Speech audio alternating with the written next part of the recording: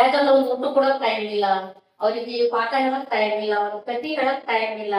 ಅದು ಬಿಟ್ಟು ತಂದೆ ಏನ್ ಮಾಡಂತ ಗೊತ್ತ, ತಾಯಿಗೂ ಮಾಡ್ತೀವಿ ಅದು ತಪ್ಪ. ಯಾಕಂದ್ರೆ ಹಲ್ಲು ನೋವನ್ನ ತಂಬಾಕು ಹೋಗ ದುಡ್ಡು ಕೊಡ್ತೀವಿ ಕೊಡ್ತಾವ್ರಿ. ನಾವಲ್ಲ ಒಟ್ಟು ಕೊಡ್ತಾರ. ಹಲ್ಲು ನೋವು ತಂಬಾಕು ಅದು ಕಾರಣ ಅಲ್ಲ, ಅದು ಸುಮ್ಮ ಆಗಿನ ಪೂರ್ತಿಯಾಗ ಜುಮ್ ಹಿಡಿದು ಅದು ನಶೆ ಮಾಡ್ತದ್ರಿ ಒಳಗೆ. ಆ ನಶೆ ಮಾಡಿ ತಂಬಾಕು ಕುಡ್ತಾನೆ ಕಮ್ಮಿ ಮಾಡ್ಕೊಂಡು ತಂಬಾಕು ನಮಗೆ ಸ್ಟಾರ್ಟ್ ಆಗ್ತದೆ. ಅಂತವೆಲ್ಲ ಬಿಟ್ಟು ನಾವ್ ಏನ್ ಕೆಲಸ ತಗೊಳಕತ್ತೀವಿ ಅಂದ್ರೆ ತಂಬಾಕ್ತಿದ್ರೆ ಹಲ್ಬೇನ್ ಕಮ್ಮಿ ಆಗ್ತದೆ.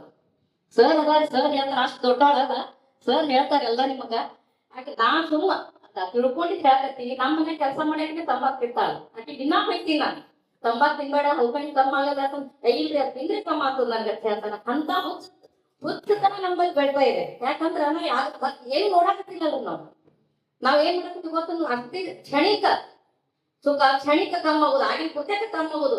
ಬೇರೆ ಪೇನ್ ಕಿಲ್ಲರ್ ತಗೊಂಡ್ಬಿಡುದು. ಪೇನ್ ಕಿಲ್ಲರ್ ತಗೋಬೇಡ ಡಾಕ್ಟರ್ ದಿನಾ ಹೇಳ್ತಾರ ನಮಗೆ. ಆದ್ರೆ ನಾವು ತೆಲಿ ಮುಗಿಸಕ್ಕೆ ತಡಕೋ ಶಕ್ತಿ ಇಲ್ಲ ನಮ್ಮಲ್ಲಿ ಈಗ. ಯಾಕಂದ್ರೆ ನಾವು ತಿನ್ನು ಫುಡ್ ಆಹಾರದಲ್ಲಿ ನಮ್ಗೇನು ಶಕ್ತಿ ಇಲ್ಲ. ಆ ವ್ಯಸನವಾಗಿ ನಾವ್ ಏನ್ ಮಾಡಕತ್ತೀವಿ, ನಶೆ ಮುಕ್ತ ಕಾರ್ಯಕ್ರಮ ಮಾಡ್ಯಾರ ಅವ್ರು.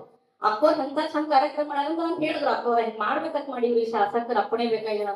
ಇದಕ್ಕೆ ಯಾಕೆ ಶಾಸಕರ ಅಪ್ಪಣೆ ರೀ ತೋರ್ಬೇಕು ಹೇಳ್ತೀನಿ ತೋರ್ಬೇಕು. ಅದಕ್ಕೆ ಅವ್ರು ಶಾಸಕರ ಅಪ್ಪಣೆ ಬೇಕಾಗ್ರಿ ಅಂದ್ರೆ